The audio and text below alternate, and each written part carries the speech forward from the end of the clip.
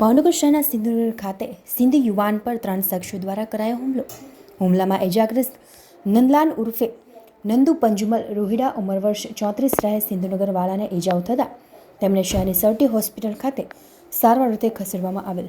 યુવાનના જણાવ્યા પ્રમાણે તું કેમ પોલીસને બાતમી આપે છે તેની દાજ રાખીને ગત મોડી રાત્રે ગોપાલ પાર્ક પાસે સુરાભાઈ અને તેમના મિત્ર ભૂપાભાઈ રબારી અને સંજયભાઈ સુખાભાઈ રબારી દ્વારા નંદલાલને ઢીકા પાટુનો માર મારી અને માથાના ભાગે લાકડી અને તલવાર વડે હુમલો કરી ઈજાઓ પહોંચાડી હતી।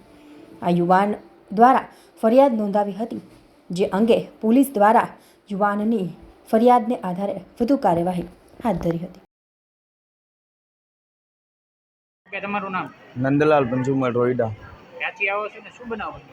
ન્યૂ સિંધુનગરમાં રહું છું સાહેબ ને મેઇન ચોક મનમોજીવાળા ચોકમાં નરસિંહદાસ બાપુવાળા ચોકમાં ગઈકાલે રાતે બનાવ બન્યો એવું કે તારીખ 9ના રોજ છે ને મને એક પોલીસવાળા ઉપાડી ગયા હતા ઘરેથી, બરાબર, એક કારણ ઓલી મેટરના હિસાબે। તો મને મારા ભાઈબંધનો મિત્રનો કોલ આવ્યો હતો, તો મેં પોલીસને સાચું કહી દીધું ને ઘર બતાડ્યા સાહેબ। તો એની દાજ રાખીને આવડો આ એના માસીનો છોકરો કે એનો અગોત કે એનો સેટ થાય છે ગમે એ સુરો બેકરીવાળો કરીને છે સાહેબ, ને અવારનવાર હેરાન કરે છે।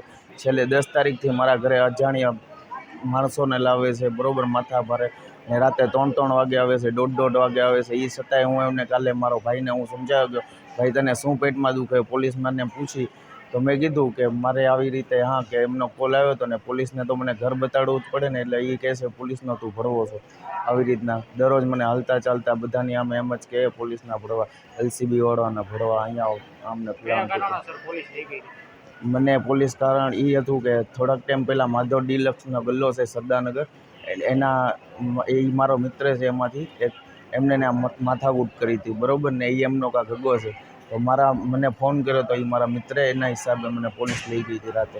ને પોલીસ મારે ગઈકાલે રાતે સુરાએ માર્યો હતો ને એની યારે 2 અજાણ્યા શખ્સ હતા, એમને હું ઓળખતો નથી। તલવાર જો અહીંયા સાહેબ ભાગેલું છે, તલવાર ધોકા એની વડે માર્યો ને હું બેભાન થઈ ગયો હતો। સર્ટી હોસ્પિટલ। જૂની અદાવતમાં સાહેબ એવું જ તે મેં તમને કીધું એમ 9-10 તારીખ ને જૂની અદાવતમાં એ લોકો માથા ભારે માણસો છે, દારૂનો ધંધો ચાલે છે, એ લોકોનું સ્ટેન્ડ ચાલે છે, સમજો, એ રંગભુવન પાસે, ને પરમિશન એના નામની જ છે, એટલે પોલીસ એમને પરમિશન બી આપે દારૂના ધંધા હતું। હા સાહેબ, ઘણી ફેરી જાણ કરેલી છે મેં, ઘણી ફેરી રજૂઆત કરેલી છે। ના સાહેબ નથી આવતું।